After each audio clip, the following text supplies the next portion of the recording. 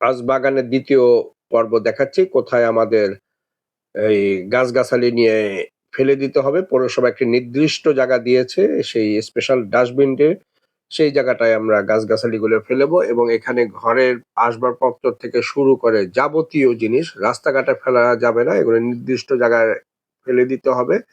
আমি সেই নির্দিষ্ট জায়গায় এসেছি এবং এগুলো আমি ফেলে দেব এখন। সেটাই আপনাদের দেখানোর চেষ্টা করছি। এখানে পৌরসভা কতটুকু সচেতন এবং পরিবেশ দূষণমুক্ত রাখার জন্য তাদের সর্বভাবে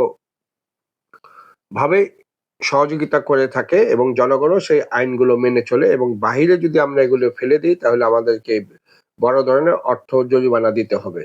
সেজন্যই সবাই আইন সুন্দরভাবে মেনে চলে। এটাই আপনাদের দেখানোর চেষ্টা করছি এবং আপনারা বাংলাদেশে এবং যে যেখানেই থাকেন না কেন পরিবেশ দূষণমুক্ত রাখার চেষ্টা করবেন। সবাই ভালো থাকেন, সবাই সুস্থ থাকেন। আবার নতুন কোনো ভিডিওর মাধ্যমে আপনাদের সাথে আমি উপস্থিত হব।